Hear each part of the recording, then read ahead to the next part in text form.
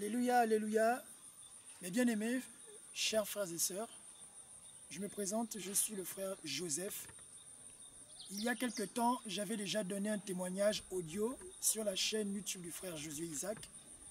Je suis le jeune Gabonais immigré de France qui suis venu s'installer ici en terre d'Israël spirituel.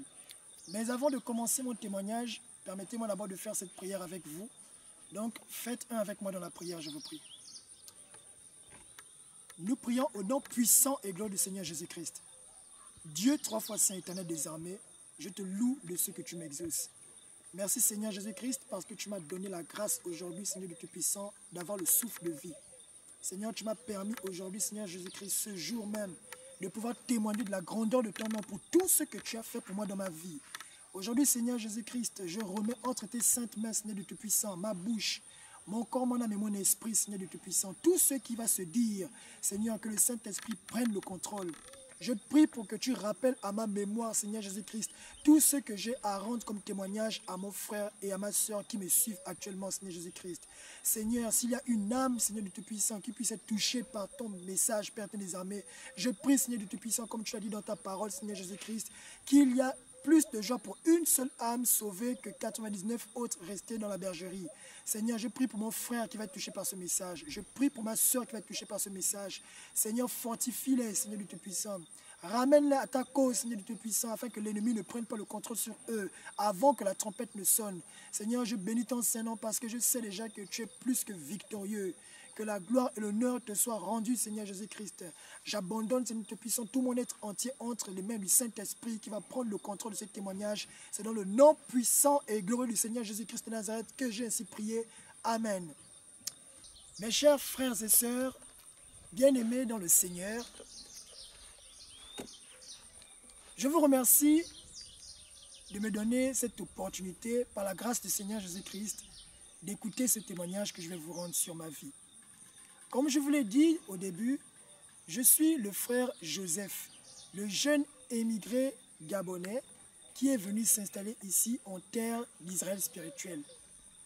J'ai vécu plus d'une dizaine d'années en France. Lorsque j'y suis allé, j'y étais allé pour mes études. Et à la suite de mes études, par la grâce du Seigneur Jésus-Christ, j'ai pu trouver un emploi. Cependant, j'ai fait toutes ces choses dans la non-connaissance du Seigneur. Parce qu'autrefois dans ma vie, en tant que pécheur, j'adorais le monde.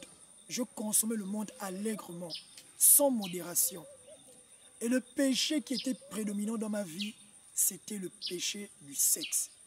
J'aimais énormément les femmes, j'adorais les femmes.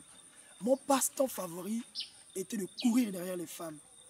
Je faisais la cour aux femmes, j'avais des rapports sexuels contre nature. Je faisais toutes sortes d'abominations qui me passaient par la tête. J'étais accro à la pornographie, j'étais accro à la masturbation. J'aimais toutes ces choses et je les vivais pleinement, comme je vous l'ai dit, sans modération. Ensuite, j'ai fréquenté une église quand je suis arrivé en France. Mais j'ai fréquenté une église par suivisme, non pas parce que je trouvais mon intérêt de découvrir justement la passion de servir le Seigneur Jésus-Christ, mais parce que tout le monde y allait. Alors ça m'a plu d'y aller, et en allant dans cette église, j'ai vu qu'il y avait aussi de très belles filles, et j'y allais aussi pour faire la cour aux filles. Mais bien aimés, sachez bien une chose, c'est que toute chose sur terre n'est que vanité. Je bénis le Seigneur parce qu'il m'a fait grâce. Je suis né dans une famille assez aisée. Je n'ai manqué de rien depuis ma naissance. Mon père a toujours subvenu à tous mes besoins. Même lorsque je suis arrivé en France, quand bien même je suis allé en France avec une bourse d'études, mon père subvenait toujours à mes besoins, en plus de la bourse d'études dont je bénéficiais. Mais je me servais de ces choses pour faire tout ce qui est mal aux yeux de Dieu. J'adorais énormément m'habiller avec des vêtements somptueux. Chose qui est contre la Bible. Je mettais des vêtements de luxe qui coûtaient extrêmement cher. Des ceintures par exemple Gucci, de la marque Gucci, à 300 €.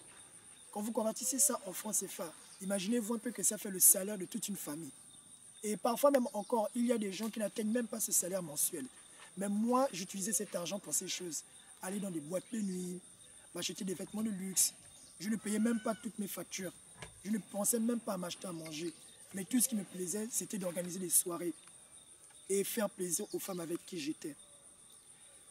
En 2015, j'ai eu la grande grâce de découvrir ce qu'est la sainteté. Comment l'ai-je découvert? Je vivais avec une jeune blanche caucasienne. C'est une blanche qui vivait avec moi et nous avons eu une relation d'abord amicale à la base, puis la relation s'est développée et nous avons réussi maintenant une relation sentimentale. J'ai abandonné mon appartement en France où je vivais pour m'installer avec elle. Et nous nous prêtions à nous paxer.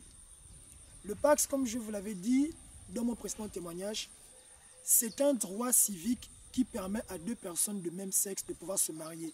Parce qu'à cette époque, le Pax n'était pas encore toléré pour des personnes qui sont hétérosexuelles. Ça a été mis en place pour donner droit à des personnes qui sont homosexuelles pour pouvoir se marier. Alors, avec le temps, d'ici 2015, le Pax a maintenant été élargi pour les personnes aussi de couple hétérosexuels. Donc, deux personnes de sexe opposé pouvaient maintenant se paxer. Et ils jouissaient des mêmes droits que les personnes mariées, légalement. J'avais établi tous les papiers et toutes les procédures étaient suivies à cette époque pour que je puisse me paxer avec cette fille. Sauf que c'est à ce moment-ci qu'un jour, en regardant un témoignage sur YouTube, l'intitulé de ce témoignage était « Une jeune Coréenne a vu l'enfer ». Moi, je ne regardais jamais les témoignages. Ça faisait 2 ans que je ne lisais plus la Bible. Et ça faisait 6 mois que je ne fréquentais même plus cette église où j'y allais. En regardant ce témoignage, j'ai vu ce que c'était l'enfer. J'ai pris conscience que tous mes péchés, tout péché que je commettais, m'entraînait en enfer. Parce qu'elle a vu toutes les condamnations et tous les châtiments qui étaient réservés à chaque personne qui vivait dans le péché sur terre. Si tu es un menteur, tu as la section des menteurs qui t'attend en enfer. Si tu es un voleur, tu as la section des voleurs qui t'attendent en enfer. Chaque péché que tu commets, tu as une section de torture qui t'attendait. Quand j'ai vu ce témoignage, ça m'a traumatisé. Ça m'a choqué. Parce que je me suis reconnu dans presque tous les péchés et dans presque tous les compartiments qui sont en enfer. Et je voyais que mon âme était déjà condamnée. Dès cet instant, ce jour même, quand j'ai vu ces témoignages, j'ai pris la décision radicale de changer complètement de vie. Et j'ai annulé le Pax dans lequel je m'étais lancé. Cependant, l'église que je fréquentais, le pasteur qui y était, il n'était pas d'accord avec ma décision. Parce que lui, il optait pour le Pax et pour le mariage avec cette blanche avec qui je vivais. Bien aimé, voyez-vous un homme de Dieu, un pasteur qui sait qu'un Pax est fait pour des homosexuels, mais il va inciter son fidèle à aller quand même se paxer sans demander la volonté de Dieu. Voyez combien dans les églises nous sommes trompés quand on a la non-connaissance.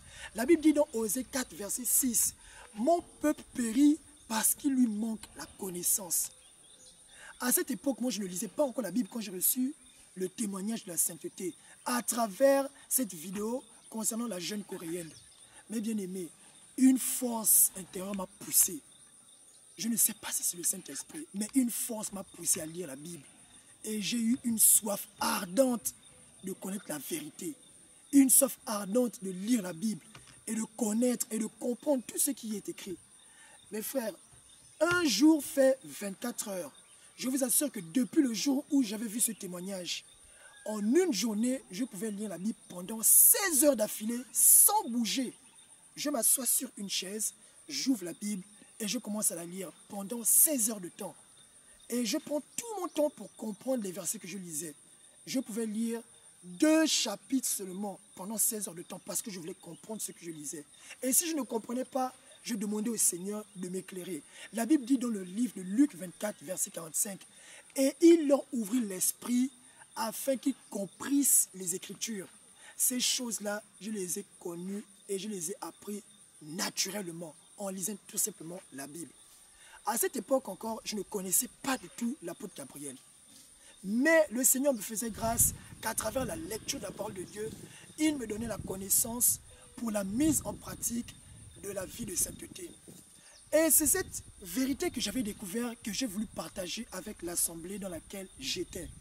Mais bien aimé, ce qui m'a fait mal, c'est que les premières personnes vers lesquelles je me suis retourné, qui je pensais pouvaient me soutenir dans le but de pouvoir partager cette vérité, pour sauver les âmes dans le monde entier, afin d'éviter que les âmes aillent en enfer.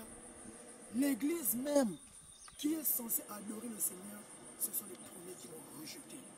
Et ils m'ont rejeté avec virulence. Frères et sœurs, je viens à l'église, je prêche la sainteté. Je dis qu'il ne faut pas porter les bijoux ni les maquillages, parce qu'il est écrit dans la Bible, dans le livre de 1 Timothée chapitre 2, verset 9 jusqu'à 15. Comment la femme doit être vêtue, comment la femme doit être en présence du Seigneur Jésus-Christ pour l'adorer en esprit et en vérité. Frères et sœurs, je viens avec des écritures, des preuves à l'appui. Cela ne vient pas de moi. Ce n'est pas moi qui ai écrit la Bible. Je n'ai pas inventé la Bible. Mais je viens avec des preuves palpables. Mais comment se fait-il qu'ils ont rejeté ce message? Le pasteur lui-même qui est le leader a rejeté ce message. Toute l'assemblée a rejeté ce message. Frères et sœurs, si vous voyez comment j'étais dans le monde, si vous voyez même l'allure et l'aspect physique que j'avais, la morphologie que j'avais, comment je me défrisais les cheveux, comment j'avais des crêtes sur la tête, comment je portais des boucles d'oreilles. Mes oreilles sont percées, hein. Nous verrons toujours la trace. Si vous vous rapprochez de moi un jour, si le Seigneur nous fait grâce de nous rencontrer un jour, vous allez voir mes oreilles, comment mes oreilles sont percées. Je vais vous les montrer. Regardez bien comment mes oreilles sont trouées. Vous confirmez en effet que je portais bien des boucles d'oreilles. Je portais même des anneaux pour un homme avec des croix. Je portais des chaînettes avec des croix en argent. Je portais des chaînes que j'accrochais sur mon pantalon parce que c'était le fait de mode à cette époque. Toutes ces choses-là, je les ai portées. Et ce sont des choses qui coûtaient cher. Une chaînette que j'achetais à plus de 100 €, 150 € la chaînette. Et j'en avais deux. Je portais des colliers qu'on appelait à l'époque Shambhala. Un collier Shambhala, ça coûtait 40 €. J'en avais deux. Je portais une chaîne pantalon de marque Diesel qui coûtait 70 €. Et j'en avais deux. Regardez un peu combien de fois le diable m'a dépouillé quand j'étais dans le monde. Et maintenant, quand j'ai connu la sainteté, je me suis débarrassé de toutes ces choses. Parce que j'ai compris dans la Bible que cela ne glorifiait pas le Seigneur. Quand vous lisez la Bible, dans le livre de 1 Pierre 3, verset 3, la Bible nous interdit la luxure. La Bible nous interdit de porter des vêtements somptueux. Il suffit de lire et d'avoir le Saint-Esprit pour nous éclairer, pour comprendre ces choses et les mettre en pratique. Mais bien aimé, je n'ai fait que ces choses simples. Je n'ai fait qu'appliquer une méthode bête et simple. Il suffit tout simplement de lire, de croire et de mettre en pratique. C'était ça mon tort devant tout le monde. Mes amis m'ont abandonné. Mais bien aimé, quand j'étais dans le monde, il faut savoir, hein, je soutenais beaucoup mes amis. Tout ce que j'avais, je partageais avec mes amis. J'aimais tout le monde, je rassemblais tout le monde, mais dans la non-connaissance de Dieu. J'organisais des soirées dans le but qu'on passe des moments agréables tous ensemble, avec mes amis, de la communauté blanche et de la communauté noire. Et j'essayais de tous les rassembler. Mais bien aimé, quand j'ai accepté la sainteté, tout le monde m'a rejeté. Tous mes amis m'ont abandonné, je me suis retrouvé seul. Même avec qui j'étais censé me paxer, elle a fini par me chasser du logement dans lequel nous vivions ensemble parce que j'étais déterminé et j'étais zélé pour partager cette vérité. Mon frère, quand tu découvres un trésor, quand tu découvres quelque chose qui est cher, tu as envie de partager avec les autres. Si je ramasse une mallette tout de suite avec 200 milliards de dollars, qu'est-ce que je vais faire seul avec 200 milliards de dollars? Je ne pourrai jamais finir ça seul.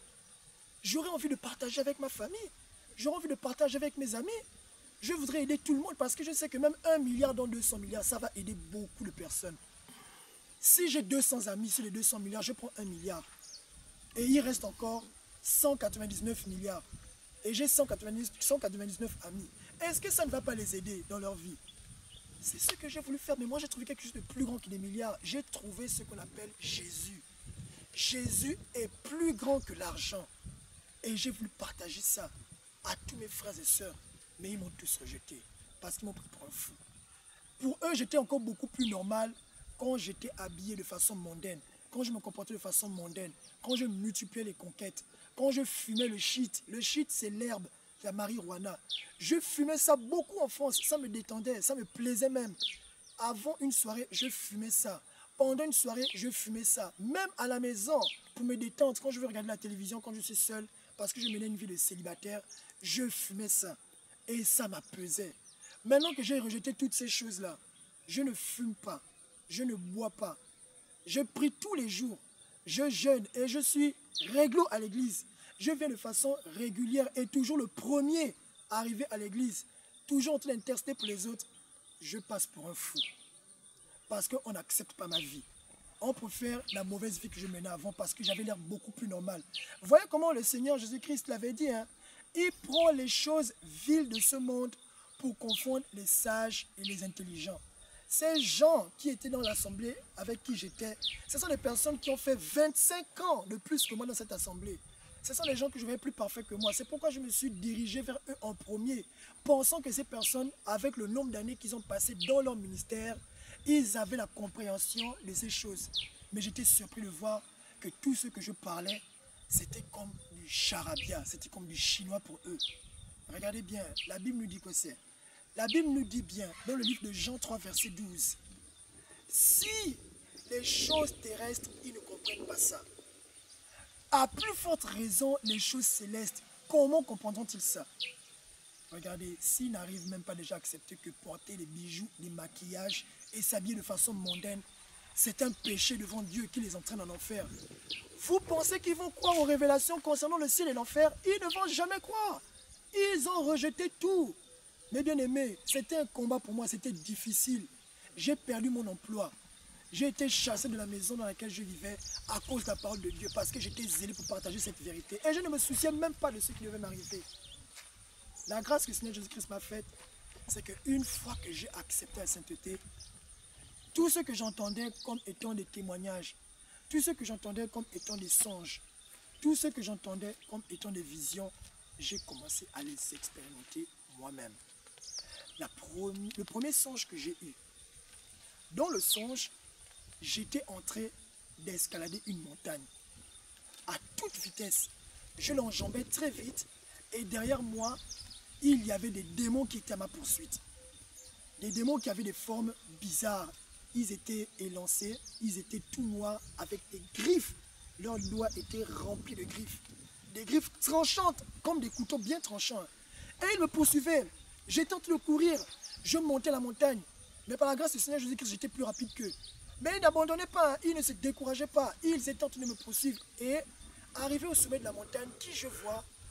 Je vois l'apôtre Gabriel Koukoudouflé. Et je le vois en train de prier avec autorité, avec une puissance. Le ciel était orageux. Il y avait le tonnerre qui grondait et il y avait des boules de feu qui descendaient du ciel. Et ces boules de feu-là touchaient les démons, ça les explosait complètement. Et je me suis retrouvé maintenant au sommet de la montagne avec l'apôtre Gabriel. Et j'étais soulagé de savoir que je me retrouve dans un lieu où il y a une personne qui au moins a l'autorité sur les démons. Et à ce moment-ci, il se met à me gronder. Il me dit, pourquoi tu ne comprends pas les Écritures? Pourquoi tu ne comprends pas la Bible? Il m'a donné la Bible. Il m'a montré la Bible. Et quand je lis la Bible, les chapitres qui sont en intitulé ici, c'était d'autres noms que je ne connaissais pas. Par exemple, ici c'était écrit Marcus. Je n'ai jamais vu de Marcus dans la Bible. À côté, je vois Hercule. Je n'ai jamais vu de Hercule. Plus loin, je vois Sarbruc. Sarbruc, c'est quoi? Je ne sais pas ce que c'était. Je me disais, mais quelle est cette Bible-là? Moi, je ne connais pas ces chapitres-là, ni ces versets. Mais qu'est-ce que ça voulait dire? Ça voulait dire, il y a encore beaucoup de choses que j'ai à vous dire, mais vous ne pouvez pas les porter. C'est pourquoi je n'avais pas la compréhension totale de la Bible à ce moment-ci. Mais bien aimé, quand j'ai rencontré pour la première fois l'apôtre Gabriel Koukoudouflé, comment cela s'est passé?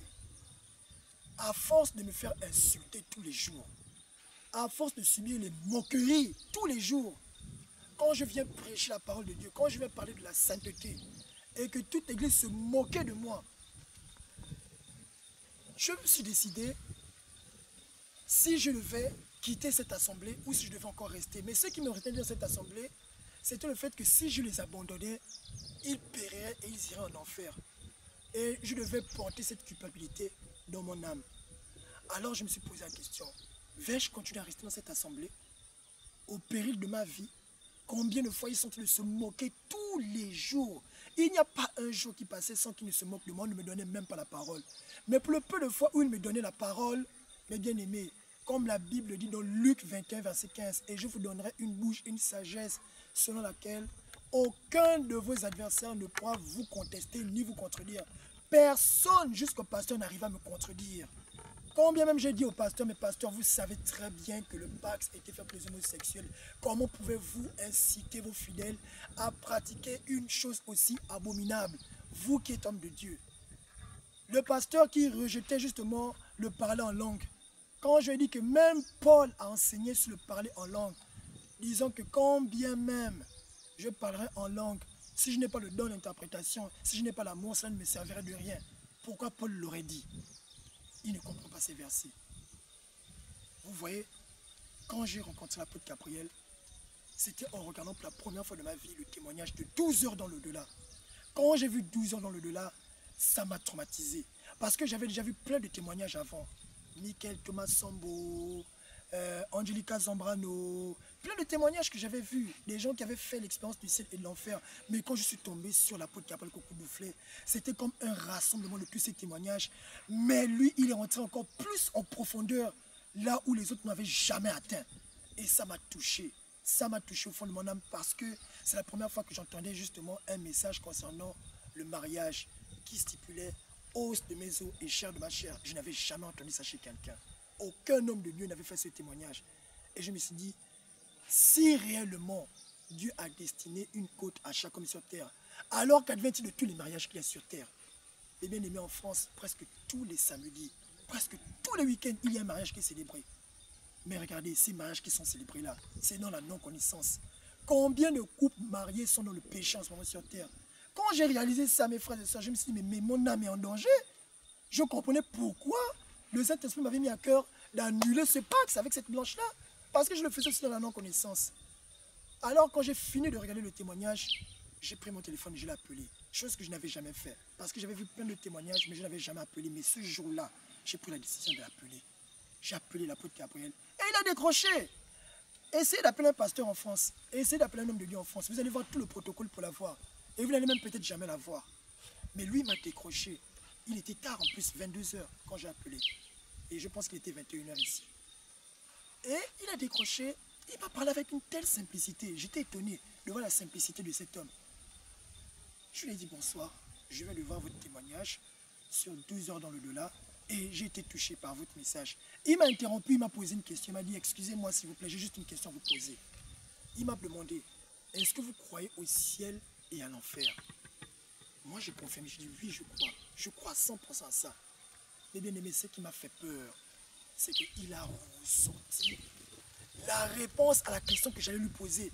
Combien même je ne lui avais même pas encore posé la question. Mais lui m'a donné la réponse. C'est comme s'il lisait en moi comme dans un livre. J'étais choqué. Je dis, mais qui est cet homme-là? Comment sait-il la question que j'allais lui poser? Et il me donne déjà la réponse comme ça.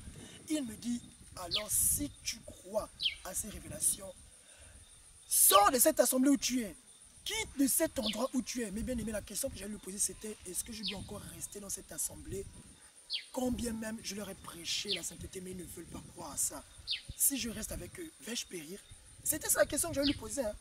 Je ne lui ai pas encore posé la question, il me donne la réponse. Mettez-vous à ma place. Une personne que vous appelez pour la première fois de votre vie, vous ne le connaissez pas, et il vous sort directement la réponse à votre question, vous ne serez pas impressionné. Ça m'a choqué. J'ai dit oui, cet homme a vraiment l'esprit de Dieu en lui. Il a ressorti la réponse à ma problématique. Et quand j'ai écouté sa réponse, il m'a bien dit, si tu restes dans cette assemblée, le jour où tu mourras, tu iras en enfer. Et moi, le Seigneur Jésus-Christ m'emmènera en enfer et je te ferai. Et tu me verras. Et tu te souviendras de moi. Tu te rappelleras que je t'avais parlé au téléphone pour t'avertir que tu as sorti de cette assemblée. Mais tu ne m'avais pas cru. Mais tu n'auras que tes yeux pour pleurer. Ça trop tard. Quand il m'a dit ça, mes frères et sœurs, j'ai eu peur. J'ai eu peur.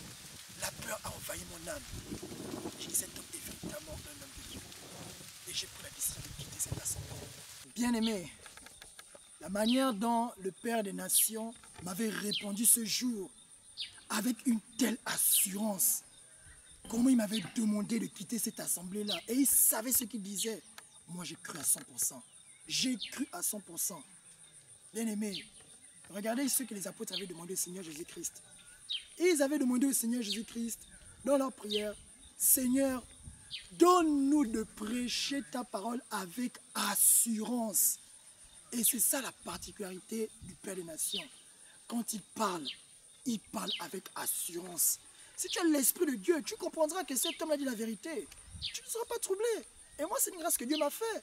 J'ai compris que ce que cet homme disait, c'était la vérité, pure et simple. Et je l'ai mise en pratique. J'ai quitté cette assemblée. J'ai renoncé à cette assemblée. Je suis parti, j'ai vu le pasteur. Et je lui ai remis tout ce qu'il m'avait donné.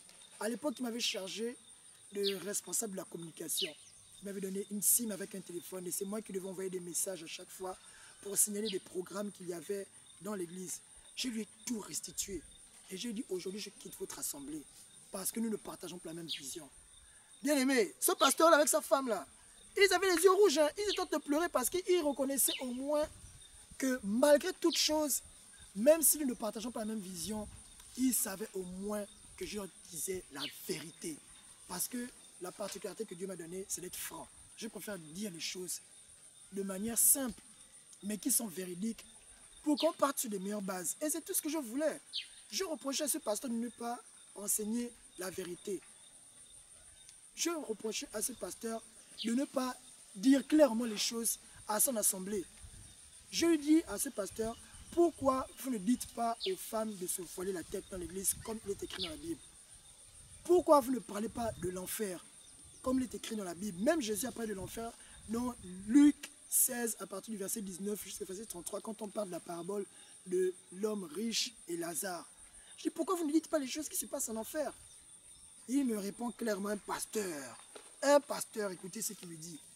Il me répond clairement en me disant, si je parle de ces choses, je vais faire fuir les membres de l'assemblée et il ne va plus y avoir personne. Toi qui es homme de Dieu, au lieu de te soucier des âmes, tu préfères te soucier du profit. Parce que tu veux que l'église soit remplie pour qu'ils payent leurs dîmes et leurs offrandes. Ça m'a déçu. Ça m'a déçu. Venant de la part d'un pasteur, d'un soi-disant homme de Dieu, écoutez un peu le langage qu'il a. Écoutez un peu. Vous qui suivez vos pasteurs, vous qui suivez vos leaders, vous qui les écoutez comme si c'était Dieu. Bien-aimés, faites attention. Demandez toujours la volonté de Dieu. Demandez à Dieu de vous éclaircir. La Bible dit quoi? C'est dans Jérémie 33, verset 3. Invoque-moi, je te répondrai. Je te révélerai les choses cachées que tu ne sais pas. Moi, c'est ce que j'ai fait. J'ai mis ça en pratique. Qu'est-ce que j'ai de plus que vous? Je ne suis pas plus parfait que vous, puisque je vous ai déjà dit ma vie passée. J'étais un idolâtre dans tout ce qui concernait les rapports sexuels. J'aimais les femmes. J'aimais fumer le shit. J'aimais prendre la marijuana. Toutes ces choses-là, j'adorais ça. J'adorais ça. C'était mon mode de vie au quotidien. J'aimais regarder les films pornographiques. Si vous veniez chez moi, je vous assure, j'avais 2 ordinateurs. Un ordinateur au salon, un ordinateur dans ma chambre. Quand vous rentrez dans la maison, c'est que les films pornographiques qui passent 24 heures sur 24. Je me baladais nu dans mon appartement devant mes amis. Et ça faisait rire tous mes amis. Parce qu'ils aimaient l'audace que j'avais. Mais quand j'ai accepté Jésus, imaginez-vous un peu combien de fois c'est difficile pour eux d'accepter qu'une personne comme moi, qui me baladait nu devant eux, j'exposais ma nudité devant eux, qui regardaient les films pornographiques à longueur de journée, qui multipliaient les conquêtes. En une semaine, je pouvais avoir des rapports sexuels avec au moins 10 filles. Une semaine, vous vous rendez compte, une semaine fait 7 jours. Donc, j'avais parfois des jours où j'avais des rapports avec plus de 2 filles. Non, regardez un peu ces choses. Imaginez-vous un peu toutes ces choses. Regardez comment j'ai même fait des partous avec des amis. 2 fois. 2 fois. Une partouze, c'est avoir un rapport sexuel avec plusieurs filles en même temps. Un seul homme avec plusieurs filles. Ou 2 hommes avec plusieurs filles. Ou plusieurs hommes avec plusieurs filles, mais tous dans la même pièce. J'ai fait ça avec des amis. Regardez une personne comme moi, mes amis avec qui j'ai fait ces choses-là. Quand Jésus s'est révélé à moi et il m'a révélé la sainteté, imaginez-vous combien de fois c'est difficile pour moi de convaincre ces personnes parce qu'ils ont connu mes défauts. Et c'était comme ça dans cette église. Comment ils me voyaient. Comment ils m'ont vu dans mes défauts avec des boucles d'oreilles. Comment je mettais les jeans aux fesses. Comment je mettais les jeans déchirés. Comment je ne venais que pour draguer les filles. Comment j'étais irrégulier dans cette église. Comment j'avais les cheveux défrisés. Comment j'avais un mode de vie et un style vestimentaire qui ne reflétait même pas la gloire de Dieu. Et c'est moi qui vais venir leur prêcher la sainteté. C'est moi qui les rejette aujourd'hui. C'est moi qu'ils ont rejeté. Ils n'ont pas accepté. Ils ont dit c'est faux. Jésus ne peut pas passer par une personne comme moi. Eux qui ont fait 25 ans dans le ministère. Ma propre mère. Ma propre mère me combat jusqu'à aujourd'hui. Ma propre mère me combat jusqu'à aujourd'hui parce qu'elle n'accepte pas. Elle n'accepte pas la sainteté. Encore moins l'apôtre Gabriel. Elle ne refuse. Elle ne peut pas accepter que cet homme-là a vu le ciel et l'enfer. Elle rejette ça complètement. Comme quoi, pourquoi Dieu va lui montrer ça à lui? Elle qui prie tous les jours, depuis 30 ans dans son ministère, Jésus ne lui montre pas ça. Donc, pour elle, catégoriquement, c'est faux ce que l'apôtre Gabriel dit. Pire encore, quand je lui ai donné le témoignage de 12 heures dans le delà, avec ma tante. Quand ma tante a vu le passage où le Père des Nations était avec le Seigneur Jésus-Christ, et le Seigneur Jésus-Christ a appelé le soleil, la lune, les étoiles, la terre, la mort, Satan, le vent, toutes ces choses-là. Et ils sont tous venus se prosterner devant le Seigneur Jésus-Christ. C'est ce passage-là qui a mis fin à tous les débats. Ils ont dit, jamais ils ne vont croire à l'apôtre Gabriel que ça c'est un mensonge. Que ça c'est strictement faux, impossible. Alors je leur ai posé la question, j'ai dit, et Joseph, qu'a-t-il vu dans sa vision? N'est-ce pas la lune, le soleil et 11 étoiles qui se sont prosternées devant lui? Pourquoi vous avez accepté ça pour Joseph, mais vous rejetez ça pour l'apôtre Gabriel Boufflet? Elles n'ont pas répondu. C'est resté lettre morte. Parce qu'elle n'arrivait pas à me contredire. Tout ce qu'elles ont essayé avec leur sagesse, rien à faire. Le Seigneur m'avait fait grâce. Comme je l'ai dit, Luc 21, verset 15. Aucun de leurs arguments n'arriva à me coincer. Regardez combien de fois encore le diable a tout fait pour m'empêcher de croire à la sainteté et de suivre l'apôtre Gabriel. Quand j'ai écouté le témoignage de l'apôtre Gabriel et que j'ai décidé de le suivre et de mettre en pratique la vie de sainteté, voyez combien ma famille m'a combattu. Ils ont rejeté le message. Jusqu'à ce même qu'un jour, un prophète m'appelle. Et sachez bien que dans la nuit quand j'ai dormi, la veille du jour il devait m'appeler, j'avais fait un rêve où la femme du pasteur de l'assemblée dans laquelle j'étais avant, l'assemblée que j'avais quittée, m'appellerait à midi, me dire qu'un prophète va m'appeler et il va me donner un message. Et le prophète en question, c'était justement le tuteur de cette femme-là, qui est la femme de ce pasteur. Mais bien aimé, toute la nuit, j'avais regardé le témoignage de Linda de Sierra Leone. Linda de Sierra Leone qui était morte devant tout le monde. Linda de Sierra Leone qui est partie en enfer. Les démons l'ont torturé, l'ont massacré. Et ils lui ont dit pourquoi il la massacrait. À cause des tresses, à cause des bijoux, à cause des maquillages. J'ai regardé ça toute la nuit et son témoignage. Le lendemain à midi, exactement comme dans le rêve, la femme de ce pasteur m'appelle et elle me dit, le prophète va t'appeler parce qu'il cherche à rentrer en contact avec toi. Quand elle m'a donné le message, c'est moi-même qui ai appelé le prophète. Bien aimé, ça s'est passé exactement comme dans le rêve. Je suis rentré en contact avec le prophète. Et il décroche, il me dit directement, hein, même pas bonjour, hein, je vois en vision, écoutez bien un peu ce prophète-là, je vois en vision que tu vas rentrer dans une secte. Des gens qui vont se faire passer pour les chrétiens, qui vont te parler de Jésus, Jésus, Jésus, Jésus. Mais en réalité, ce sont des sectaires. Et tu vas rentrer dans une secte et ils sont dirigés par un gourou. Et c'est comme ça que tu vas périr en allant avec eux, ils vont te tuer. J'ai écouté, hein. J'écoutais comment il parlait, il prophétisait. Mais bien aimé, quand tu as l'esprit de Dieu, tu as l'esprit de discernement aussi. Je l'ai laissé terminer tout son scénario qu'il était en train de me raconter. Après, je lui ai juste posé une seule question. C'est la seule question qu'il a détruite. Je vous avais dit qu'à la veille, j'avais regardé le témoignage de la sœur Linda de Sierra Leone. Comment les démons la torturaient en enfer et lui disait les motifs pour lesquels il la torturait. Je lui ai juste posé une question. Hein. J'ai dit, prophète, permettez-moi de vous poser une question. Il m'a dit, oui, je t'écoute. Et il me répondait avec orgueil. Un prophète congolais comme d'habitude. Parce que ce pasteur-là aussi, dans l'église où j'étais, c'était un Congolais. Et je lui demande, croyez-vous que les mèches, les bijoux et les maquillages peuvent conduire une âme en enfer? La seule question que je lui ai posée. Il a mis 5 secondes avant de me répondre. Il y a eu 5 secondes de blanc qui se sont installées. Un silence total. Et après, il racle bien sa gorge. Et il me répond bien, non, aucun bijou, aucune mèche et aucun maquillage ne vont conduire une âme en enfer, c'est faux. C'est bien aimé. J'ai juste répondu merci. Quand j'ai raccroché là, j'ai tout de suite compris que c'est un plaisantin. Et ils sont nombreux comme ça. Sachant que ce prophète a ouvert une église au Gabon, dans la ville de Port-Gentil. Un prophète qui ouvre une église. Savez-vous qu'il est interdit à un prophète d'ouvrir une église? Le savez-vous? Lui qui est prophète, lui qui croit qu'il a l'Esprit de Dieu qui lui parle. L'Esprit de Dieu ne lui a pas dit qu'il est interdit à un prophète d'ouvrir une église. Regardez. Et il faut voir les fidèles qui le suivent, qui croient à tout ce qu'il dit. Regardez comment ils sont tombés dans le panneau.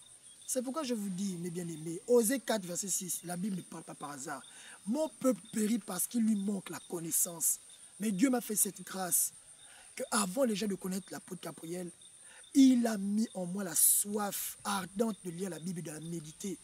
Maintenant, en connaissant maintenant l'apôtre Gabriel Kokou-Doufflet, l'enseignement qu'il me donnait a augmenté encore la connaissance, le peu que j'avais seulement. Mais lui m'a rajouté des litres et des litres et des litres de connaissances. Et mon âme est réjouie. Parce que depuis que je l'ai connu, j'ai maintenant ce plaisir de connaître la Bible et de mettre en pratique tous ces versets bibliques. Parce que tout ce que les gens racontent, moi je le vois sur place, je suis sur le terrain. Je vois de mes propres yeux, je le vois, je le côtoie, je le touche. Et je peux vous certifier avec une ferme assurance que tout ce que les gens racontent, c'est n'importe quoi. C'est des mensonges éhontés. Et personne ne prend même la peine d'aller consulter Dieu pour vérifier si tout ce que les gens racontent, comme les Aluka, comme les Benoît, comme les Caï, comme les Georges Nama racontent comme bêtises sur Internet. Ils ne vont même pas prendre la peine de consulter Dieu pour demander, Seigneur, est-ce vrai tout ce qu'ils sont te dire? Non! Ils se lancent directement et ils partagent le péché avec eux. Et les gens se retrouvent à blasphémer contre le Saint-Esprit aujourd'hui. Ils se retrouvent maintenant coupables d'un péché impardonnable et éternel, qui est le blasphème contre le Saint-Esprit. Vous voyez combien ça me fait mal de voir ça? Vous voyez combien ça me fait mal? Regardez, quand j'ai accepté la sainteté, voilà une deuxième chose que le Seigneur Jésus-Christ m'a montré. Il y avait eu une période de jeûne de 21 jours. C'était en 2017 que nous devions le faire.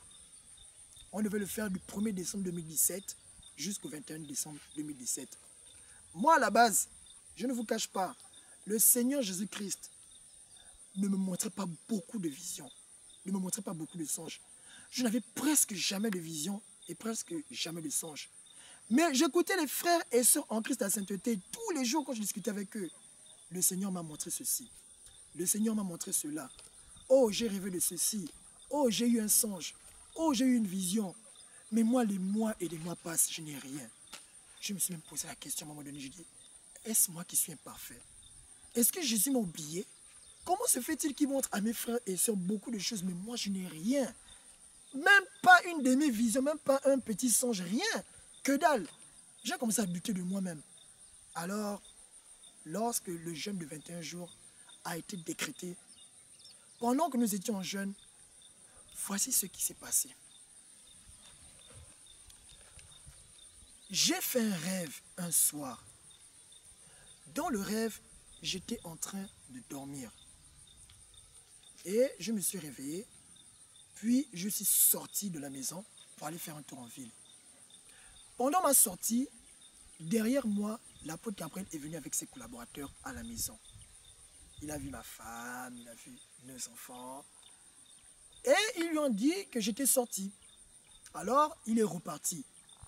Puis, moi, je suis revenu derrière lui à la maison et on m'a informé du passage de l'apôtre Gabriel à la maison. Pendant qu'ils sont en train de me donner l'information, voici qu'il revient encore à la maison. Je le vois ouvrir le portail et il rentre avec ses collaborateurs. Moi, dans une grande joie, je viens en courant vers lui et je saute dans ses bras. Et je suis content de le voir. Et il me dit dans le rêve, l'intérieur de ta maison est propre, mais tu dois balayer aussi la cour extérieure quand vous jeûnez en famille les mardis et les jeudis. Je me suis dit, ah bon? Je ne savais pas quand jeûnais les mardis et les jeudis. Et dans le rêve, je regarde la cour. En effet, c'est vrai qu'il y avait quelques bouts de papier qui traînaient un peu dans la cour. Et j'ai appelé mon fils pour lui demander de nettoyer tout ça. Après, il m'a regardé en souriant, l'apôtre Gabriel. Et il a répété, il a dit non. L'intérieur de la maison est propre. Mais l'extérieur doit être aussi balayé quand vous jeûnez les mardis et les jeudis. Ça veut tout simplement dire dans ce songe que le Seigneur me montrait l'état de mon cœur. Et le Seigneur lui montrait que j'avais un bon cœur, mais seulement à cause de l'influence de tout ce qui est autour de moi, il fallait que je prie pour que le Seigneur Jésus-Christ nous lave de toutes nos souillures avec une eau pure et qu'il puisse changer nos cœurs de pierre en cœurs de chair et de sang, tous en famille. Et on doit le faire tous les mardis et tous les jeudis. Et bien aimé, si le Seigneur n'avait pas fait cette grâce qu'il a donnée au Père des Nations, de savoir même aussi interpréter les rêves, comment j'aurais compris ce songe-là? Je n'aurais rien compris. Parce que même dans le songe, je montrais bien même que je ne comprenais pas, puisque j'ai demandé à mon fils de balayer la cour extérieure. Moi, j'ai compris les choses de façon charnelle dans le songe. Mais après révélation, il m'a expliqué ce que cela voulait dire. Et voilà déjà le deuxième songe que je faisais. Après plusieurs mois espacés. Par la suite encore, que s'est-il passé? J'ai encore fait un autre songe. Pendant les 21 jours, je me rendais compte que le Seigneur commençait à me montrer maintenant des choses. Dans le songe où j'étais, le Seigneur m'a montré les bénédictions que je vais avoir plus tard. Je me suis retrouvé, bien aimé, dans une maison tellement luxueuse. Je ne peux même pas vous décrire la beauté qu'il y avait dans cette maison. Le sol était en marbre blanc, brillant. C'est comme s'il y a... Comment vous expliquer? Des strass. Les strass, en fait, ce sont des petits brillants qu'il y a soit sur un vêtement, soit sur un matériau. Le sol blanc, le carrelage blanc, le marbre a brillé. Et il y avait des fauteuils dans un beau salon. Les fauteuils, comment ils étaient? C'est-à-dire, les manches où on peut poser nos bras, c'était en cristal ou en diamant. Et il y avait des coussins bleu ciel. Je ne sais même pas quelle matière c'était. Mais c'était d'une beauté extraordinaire. On dirait que la maison était en diamant. Je n'avais jamais rien vu de si beau. Et dans le songe, on me montrait que c'était ma maison et que c'était ma bénédiction. Et je me suis vu moi-même assis sur le fauteuil dans ce songe. Et face à moi, il y avait une grande fenêtre avec des rideaux bleus et blancs. Et en face, à travers la fenêtre, je voyais un beau jardin. La beauté de ce jardin était indescriptible. Il y avait des fleurs de différents types de couleurs. Des fleurs que je n'avais jamais vues sur terre. C'était tellement beau. Et dans ce rêve, je recevais un invité. J'étais habillé en tenue de sainteté blanche. Mais j'avais l'air totalement naturel, hein, comme je le suis actuellement. On ne dirait même pas que je me retrouvais dans un décor aussi luxueux. Mais l'invité que je recevais ce jour, il était dans un état d'émerveillement qu'on ne peut même pas décrire. Il regardait tout avec admiration, la bouche ouverte. Il observait tout ce qu'il y avait autour de lui comme ça. Et il n'en revenait pas. Pour lui, il n'avait jamais rien vu d'aussi beau. Et le Seigneur me montrait, voici les bénédictions qui t'attendent, dans lesquelles tu vas rentrer en possession. Et je suis sorti de ce rêve. Je n'en revenais pas. Je me suis dit, moi, je vais recevoir ça. Mais qui suis-je, moi, une personne aussi imparfaite? Parce que mon problème avec le Seigneur, c'est que j'ai toujours un manque d'assurance. Je me dis toujours que tout ce que je fais n'est pas assez bien. J'essaye de bien faire, mais je me sens toujours imparfait. Je me sens toujours inférieur par rapport à mes frères et sœurs.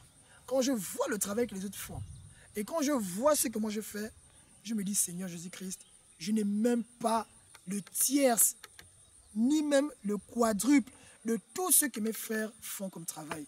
Qui suis-je moi pour mériter de telles choses? À chaque fois, voilà comment je m'accuse tout le temps, comme ça, tout le temps.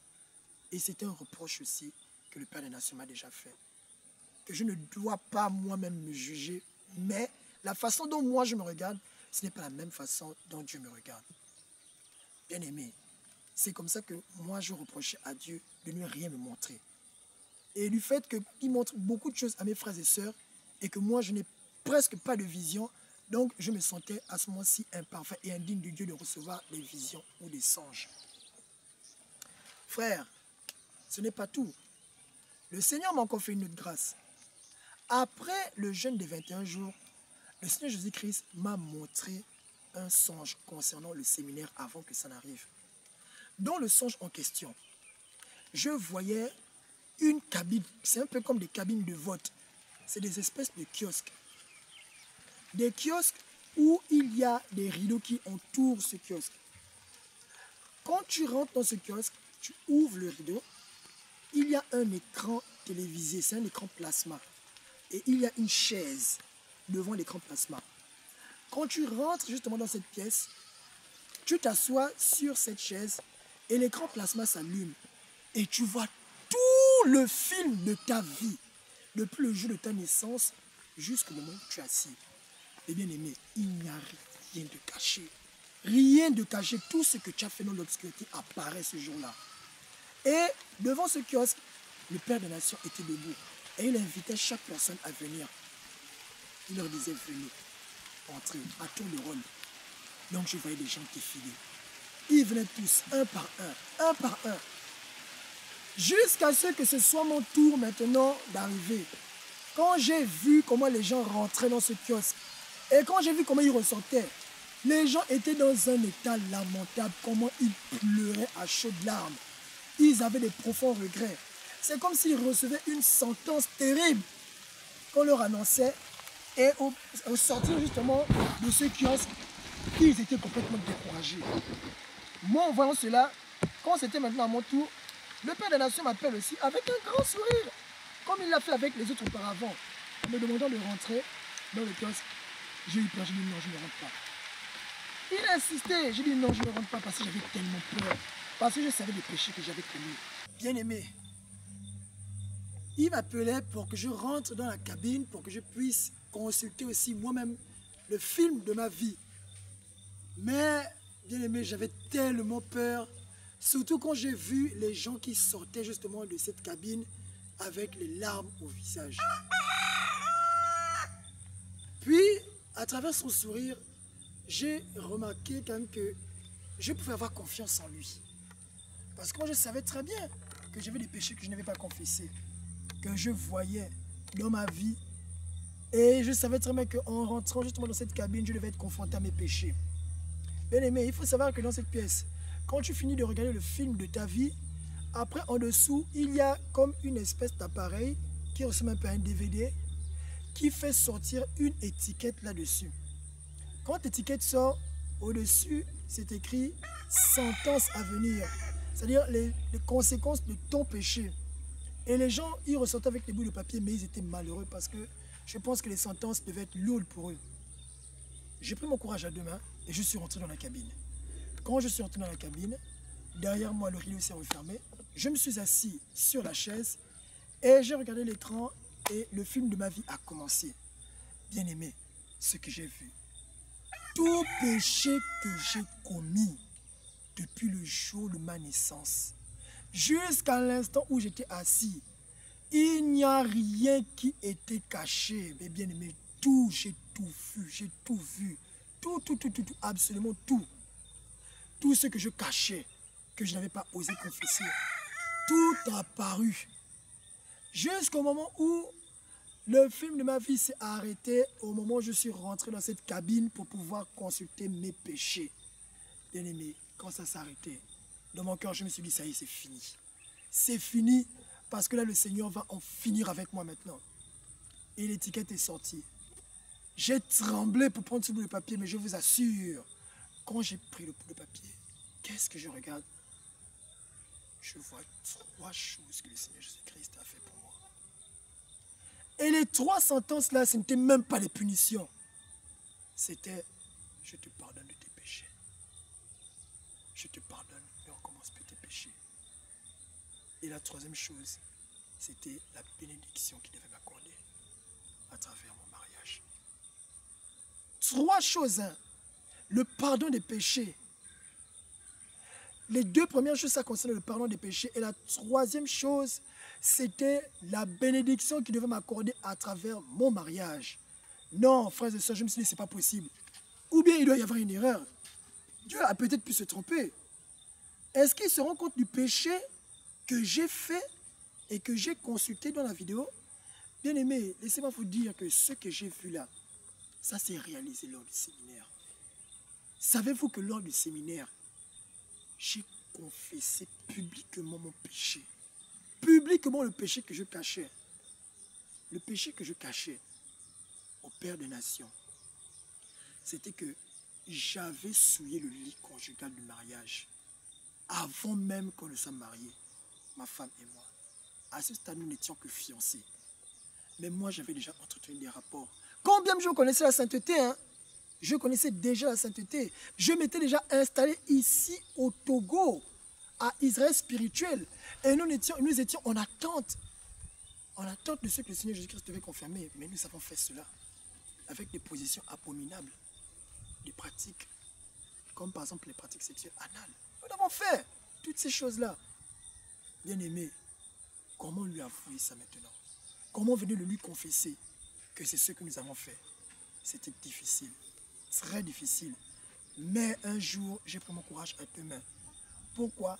Parce que en plus du titre du Père des Nations qu'il a, il y a encore autre chose que je vois en lui. Je vois en lui une amitié sincère qui fait que quand on a une amitié sincère pour une personne, on ne veut rien lui cacher. On veut tout faire pour que cette amitié soit préservée. Jusqu'à ce que la trompette ne sonne, hein. On ne veut pas se trahir l'un et l'autre. Alors ce sentiment de culpabilité a commencé à me ronger. Et un jour, j'ai pris la décision de venir le lui avouer. Et je suis venu, je lui ai confessé tout ce que j'ai fait. Tous mes péchés. Bien aimé, il y a quelque chose que j'ai remarqué. Hein. C'est que pendant que j'étais en train de lui confesser mes péchés, c'est là où j'ai vraiment vu qu'il a l'Esprit de Dieu en lui. Il m'a ressenti des détails que je ne lui ai même pas encore dit. Je ne lui avais encore rien dit de ces détails-là. Il m'a ressenti qu'il a vu ça. Nous n'étions ensemble qu'à deux dans cette pièce en ce moment-là. Qui était-il? Mais comment avait-il pu faire pour voir ça? Pendant qu'il était chez lui à Djagbe. Mais il a pu voir ça comment? Non, c'est là où j'ai compris que cet homme-là, il a vraiment l'Esprit de Dieu. Le détail là, il l'a sorti. C'est là où j'ai compris que cet homme-là, non, ce n'est pas un homme. Il a vraiment l'Esprit de Dieu en lui. Et il voit vraiment, comme Élisée voit, depuis sa chambre à coucher, ce que le roi est en train de faire dans sa chambre. Il l'a fait. Il me l'a sorti comme ça. Et c'est là où j'ai compris que oui, cet homme a véritablement l'Esprit de Dieu en lui. Et par la suite, il m'a pardonné. Moi, je m'attendais à une sentence lourde. Mais il m'a pardonné tous mes péchés. Hein. Il m'a pardonné tous mes péchés. Tout, absolument tout. C'est pourquoi, mes bien-aimés, quand je vois tout ce que les gens sont me raconter sur lui, ça me fait mal. Ça me fait mal parce que le jour où il m'a pardonné mes péchés, il s'est mis à pleurer. Ça m'a fait mal. Hein. Sincèrement, ça m'a fait mal. Voir le Père des Nations pleurer comme ça pour me pardonner mes péchés. Mais je me suis senti tellement injuste. Je me suis senti tellement pécheur aux yeux de Dieu. Je me suis dit, mais qui suis-je pour mériter ça? Moi, je ne mérite pas ces choses. Moi, ce que je mérite, c'est la mort. Ce que je mérite, c'est l'enfer, la punition, le châtiment éternel. Mais regardez, au lieu de ça, Dieu me pardonne encore mes péchés à travers son serviteur. Et il m'a cité les 3 choses que j'avais vues dans mon rêve. Regardez-moi les choses. Et c'est ce que j'ai confessé publiquement au séminaire. Non, mes bien-aimés, depuis ce jour, le Seigneur m'a fait une grâce. Il a retiré en moi toute chaîne de tous mes péchés. Je ne peux plus cacher un péché en moi. Quelle que soit la nature du péché, je ne peux plus cacher ça en moi. Pourquoi? Parce que j'ai compris que c'est à travers ça que Satan nous attrape. Si tu caches quelque chose au fond de toi, si tu ne confesses pas cette chose-là, oh mon frère, Proverbe 28, verset 13, que ça nous dit. Celui qui cache ses transgressions ne prospère point, mais celui qui les avoue et les délaisse obtient miséricorde. Ce péché-là, ce verset-là, je l'ai expérimenté. Et aujourd'hui, maintenant, quoi que ce soit que je fasse, j'arrive maintenant à le dire même publiquement comme ça, je le confesse sans aucune gêne. Parce que je sais que Satan ne peut plus m'attraper à travers ça. Il sait très bien, Satan, que désormais, j'ai délié ma langue et je confesse maintenant ce que j'ai fait qui ne plaît pas à Dieu. Et qui ne peut plus m'attraper à travers un péché caché dans ma vie. C'est plus possible. Parce que je n'arrive plus à rien cacher, je le dis maintenant. Et avec une aisance déconcertante. N'importe quelle personne, à ma place, n'arriverait même pas à faire ça aussi facilement. Mais ce n'est pas que je sois meilleur que les gens, mais c'est une grâce que Dieu m'a fait. D'abord, pour l'avouer, il a fallu que j'attende des mois et des mois. J'ai fait plus de 8 mois. J'ai caché ça. Mais après, je le lui ai dit. Et maintenant que je lui ai dit, franchement, je vous assure, mes frères et sœurs, c'est comme une puissance. J'ai été libéré. j'ai été libéré, j'ai senti comme un soulagement. Et ce soulagement, je le ressens encore jusqu'à aujourd'hui. J'ai maintenant retrouvé la paix de pouvoir m'exprimer librement. Parce que Dieu m'a fait cette grâce. Si Dieu a pu me faire cette grâce-là à moi, mon frère, à plus forte raison toi, que n'est-il pas capable de faire pour toi? Bien-aimé,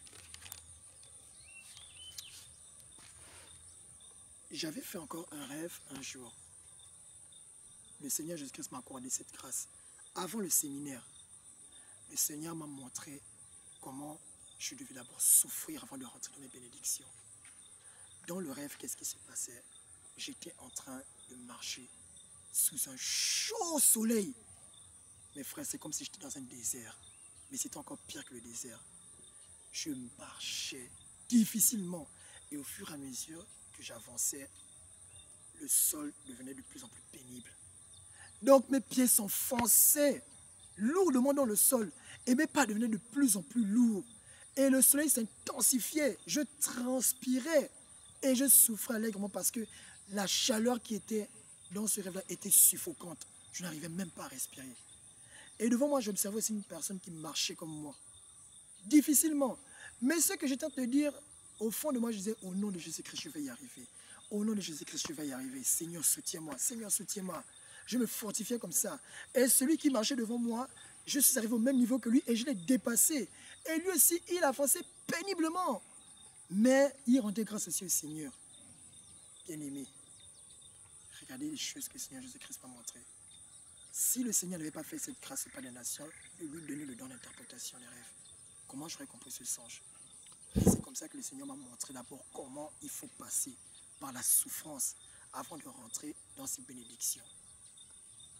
Bien-aimé, aujourd'hui, c'est ce qui se passe. Lors du séminaire, j'ai pu rencontrer, par la grâce de Dieu, plein de gens qui sont venus de plusieurs pays différents. Et il y avait malheureusement très peu de Togolais.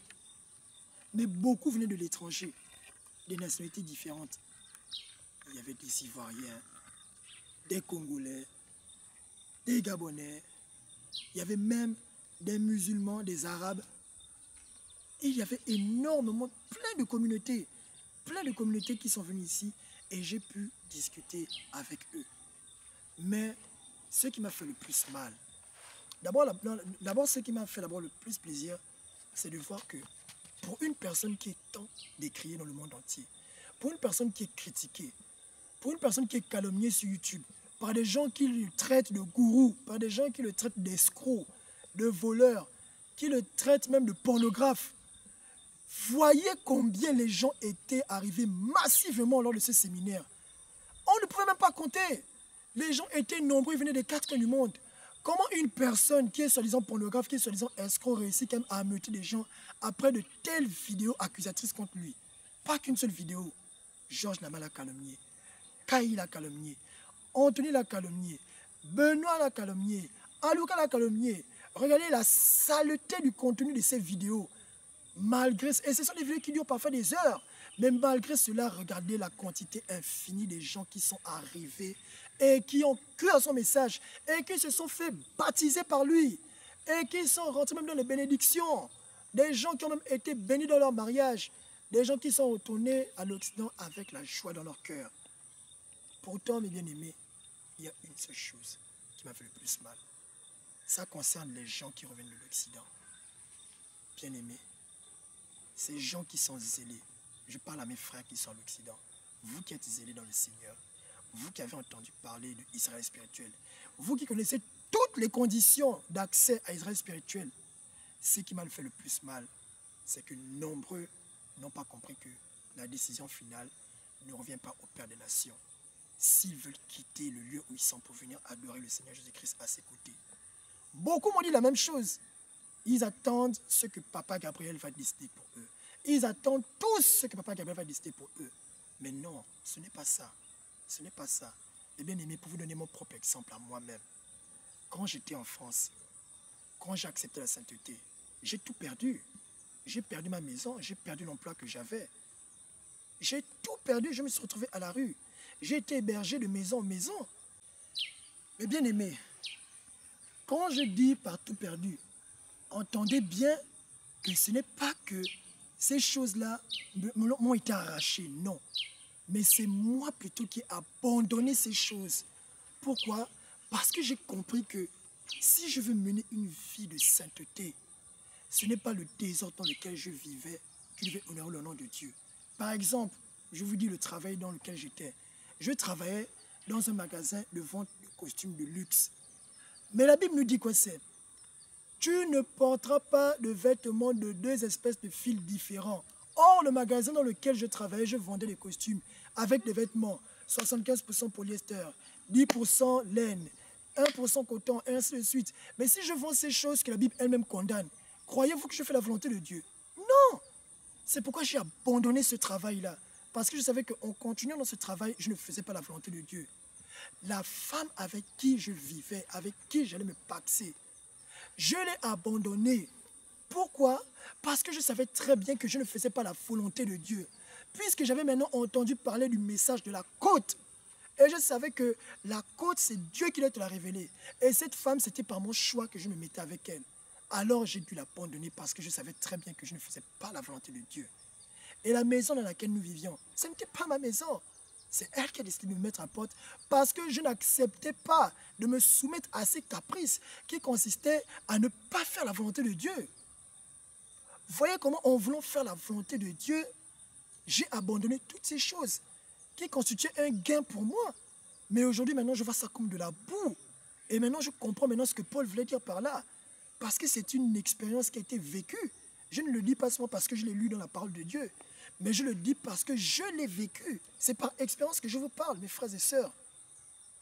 Et aujourd'hui, si j'étais resté en France, j'aurais utilisé les mêmes arguments que tous mes frères et sœurs en Christ avec qui j'ai pu échanger ici, qui sont de l'étranger.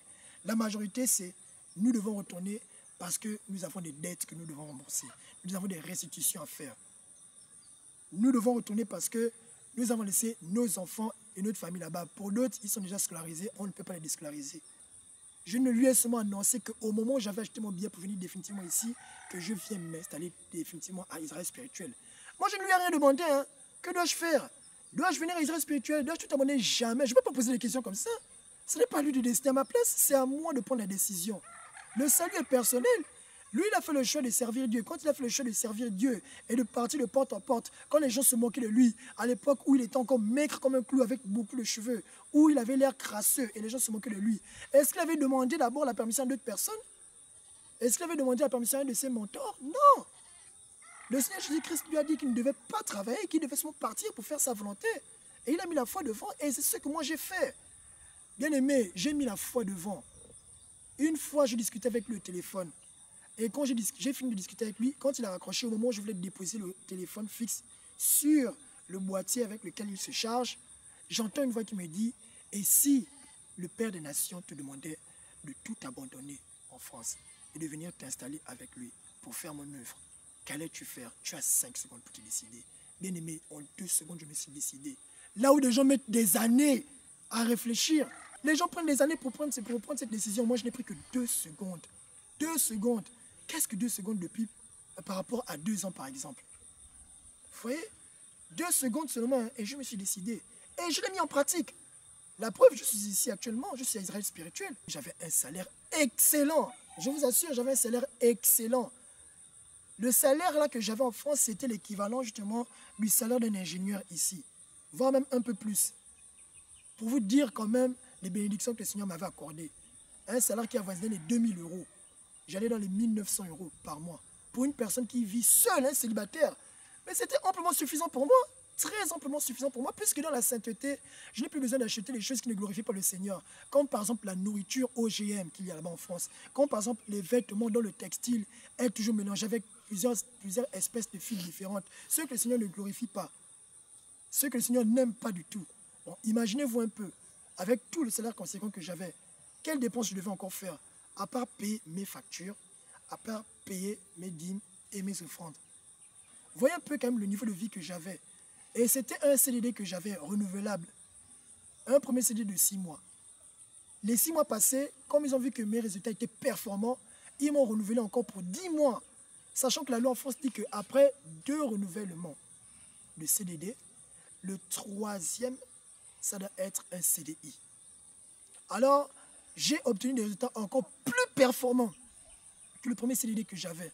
À tel point que je suis devenu le meilleur vendeur de toute la ville dans laquelle j'étais. Le meilleur agent commercial de toute la ville où j'étais. C'est quoi CDD? Explique CDD. Avec l'esprit de sainteté, bien entendu. Parce que je savais que tout ce que je faisais, c'était toujours conformément à la Bible. Puisque j'allais sur mon lieu de travail avec la Bible. Tous les jours, je remettais ma journée et mon travail entre les mains du Seigneur. Parce que j'étais soucieux de plaire à Dieu. Et ça ne plaisait pas à ma patronne. Ma patronne m'insultait tous les jours. C'était une musulmane, une arabe, à qui ça ne plaisait pas de voir que je prêchais tout le temps la parole de Dieu à mes collègues et que je venais avec ma Bible sur mon lieu de travail. Donc elle m'insultait violemment. Elle n'est pas de famille qu'on insulte comme un enfant, hein, publiquement devant tout le monde. Elle m'humiliait chaque jour, devant tout le monde. Mais je ne pouvais pas répondre. Pourquoi? Parce que l'Esprit de Dieu vivait en moi. Et la Bible déclare que notre colère ne doit pas rester sur nous jusqu'au coucher du soleil. Ce qu'elle me disait, ce qu'elle sortait de ma bouche, bien aimé, si tu entends ça, on ne peut pas parler d'un être humain comme ça. C'est un chien qu'on parle comme ça. Je ne sais pas ce qui animait cette femme.